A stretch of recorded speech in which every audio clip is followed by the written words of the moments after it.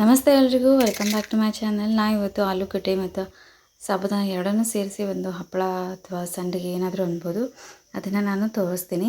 ಮೊದಲಿಗೆ ಇದನ್ನು ಮಾಡೋಕ್ಕೆ ನಾವಿಲ್ಲಿ 2 ಆಲೂಗಡ್ಡೆನ ತೊಗೊಂಡಿನಿ. ನಾನು ಸ್ವಲ್ಪ ಕ್ವಾಂಟಿಟಿ ಒಳಗೆ ಮಾಡಿ ತೋರಿಸೋದ್ರಿಂದ ನಾನು 2 ಆಲೂಗಡ್ಡೆ ತೊಗೊಂಡಿನಿ.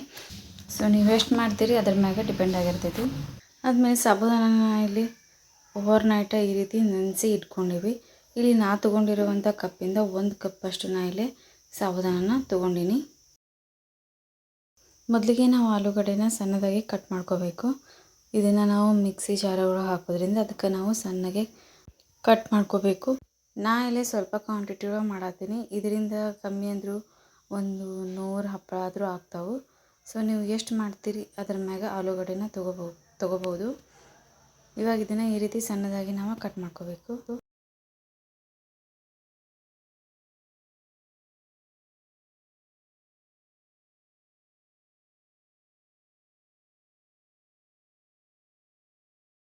ಈ ರೀತಿ ನಾವು ಆಲೂಗಡ್ಡೆನ ಸಣ್ಣದಾಗಿ ಕಟ್ ಮಾಡಿ ಇವಾಗ ಇದಕ್ಕೆ ಇಲ್ಲಿ ಅರ್ಧ ಗ್ಲಾಸಷ್ಟು ನೀರು ಹಾಕಿ ಇದನ್ನು ನಾವು ಆದಷ್ಟು ಸಣ್ಣದಾಗಿ ರುಬ್ಕೋಬೇಕು.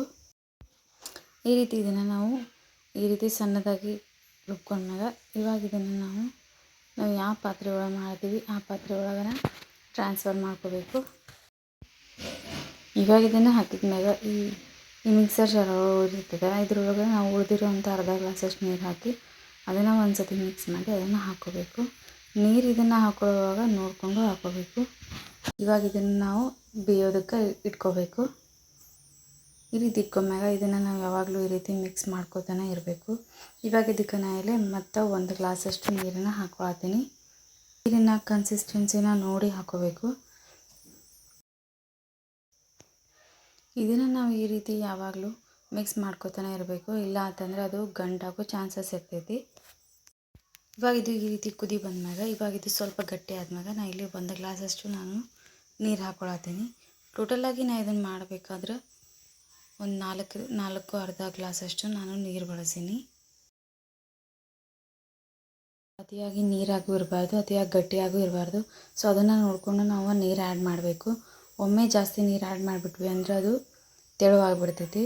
ಸೊ ಅಷ್ಟು ಸಂಡಿಗೆ ಚಲೋ ಬರೋದಿಲ್ಲ. ಸೊ ನೀವು ನೋಡಿಕೊಂಡು ಹಾಕೋಬೇಕು. ಇವಾಗ ಇದಕ್ಕೆ ನಾನು ಇಲ್ಲಿ ನೆನೆಸಿಟ್ಕೊಂಡಿರುವಂಥ ಸಾಬುದಾನನ ಹಾಕಿ ಚೆಂದಾಗಿ ನಾನು ಮಿಕ್ಸ್ ಮಾಡ್ಕೋತೀನಿ.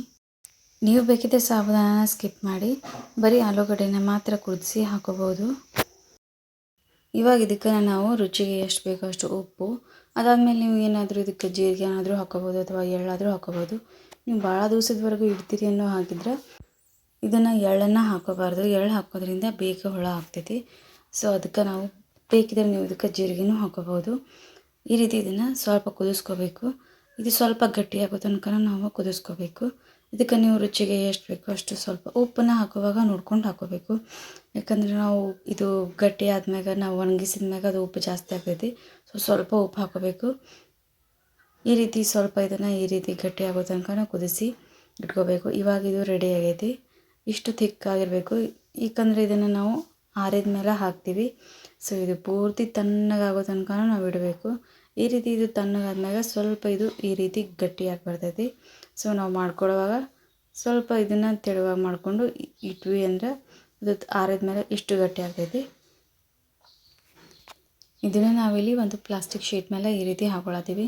ಇದನ್ನು ನೀವು ಬಟ್ಟೆ ಮ್ಯಾಗೆ ಹಾಕೊಳ್ಳೋದಕ್ಕಿಂತ ಈ ರೀತಿ ಪ್ಲಾಸ್ಟಿಕ್ ಶೀಟ್ ಮೇಲೆ ಹಾಕಿದ್ವಿ ಅಂದ್ರೆ ಅದನ್ನು ತೆಗಿಯೋವಾಗಲೂ ಅಷ್ಟೇ ಈಸಿಯಾಗಿ ಬರ್ತಾವೆ.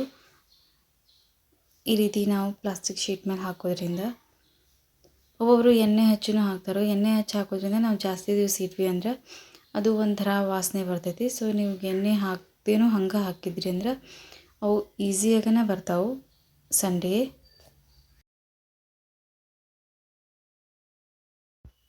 ಈ ರೀತಿ ನೀವು ನೋಡ್ಬೋದು ಸಂಡಿಗೆನೆಲ್ಲನೂ ಹಾಕಿ ಇದನ್ನು ನಾವು ಕಂಪ್ಲೀಟಾಗಿ ಡ್ರೈ ಆಗೋ ತನಕ ಬಿಡಬೇಕು. ಈ ರೀತಿ ಡ್ರೈ ಆದ್ಮ್ಯಾಗ ಇದನ್ನು ನೀವು ನೋಡ್ಬೋದು ಎಷ್ಟು ಸಲೀಸಾಗೆ ಬರ್ತಾವೆ. ಇದಕ್ಕೆ ನಾನು ಎಣ್ಣೆನೂ ಹಚ್ಚಿಲ್ಲ. ನಾವು ಬಟ್ಟೆ ಒಳಗೆ ಹಾಕಿದ್ವಿ ಅಂದರೆ ಇಷ್ಟು ಈಸಿಯಾಗಿ ಬರೋದಿಲ್ಲ. ಈ ರೀತಿ ನಾವೆಲ್ಲನೂ ತೆಗೆದು ಇದನ್ನು ನಾವು ಅಟ್ಲೀಸ್ಟ್ 1-2 ಡೇಸ್ ಆದರೂ ಚೆನ್ನಾಗಿ ಬಿಸಿಲೊಳಗೆ ಒಣಗಿಸ್ಕೋಬೇಕು. ಈ ರೀತಿ ಅವು ಕಂಪ್ಲೀಟಾಗಿ ಒಣಗಿದ್ಮ್ಯಾಗ ನಾನು ಇದನ್ನು ಫ್ರೈ ಮಾಡಿ ತೋರಿಸ್ತೀನಿ. ನಾನು ಇಲ್ಲಿ ಆಲ್ರೆಡಿ ಎಣ್ಣೆನ ಕಾಯಕ್ಕಿಟ್ಟಿದ್ವಿ. ಸೊ ಇದಕ್ಕೆ ಒಂದು ಸ್ವಲ್ಪ ಎಣ್ಣೆ ಕಾದ್ಮ್ಯಾಗ ಇದಕ್ಕೆ ನಾ ಇಲ್ಲಿ ಈ ರೀತಿ ಸ್ವಲ್ಪ ಫ್ರೈ ಮಾಡ್ಕೋಬೇಕು. ಇಲ್ಲಿ ನಾ ಸ್ವಲ್ಪ ಸಣ್ಣದಾಗಿ ಹಾಕ್ಕೊಂಡಿದ್ನಿ. ಸೊ ಅದು ಇಷ್ಟು ಅರಳಿತ್ತು. ನೀವು ಇದನ್ನು ಯಾವ ರೀತಿ ಬೇಕಾದರೂ ಮಾಡ್ಕೋಬಹುದು. ಈ ರೀತಿ ಆಲೂಗಡ್ಡೆ ಮತ್ತು ಸಾಬೂದಾನ ಎರಡನ್ನೂ ಮಿಕ್ಸ್ ಮಾಡಿ ಮಾಡೋದ್ರಿಂದ ಟೇಸ್ಟ್ ಸ್ವಲ್ಪ ಡಿಫ್ರೆನ್ಸ್ ಆಗಿರ್ತೈತಿ. ಸೊ ನೀವು ಇದನ್ನು ಒಂದ್ಸತಿ ಟ್ರೈ ಮಾಡಿರಿ. ಇದಾಗಿತ್ತು ಇವತ್ತಿನ ವಿಡಿಯೋ. ಹೋಪ್ಸೋ ಈ ವಿಡಿಯೋ ನಿಮ್ಗೆ ಇಷ್ಟ ಆಗೈತಿ ಅಂತ ಅಂದ್ಕೊಳ್ತೀನಿ. ಇಷ್ಟ ಆಗಿತ್ತು ಅಂದರೆ ಒಂದು ಲೈಕ್ ಮಾಡಿರಿ.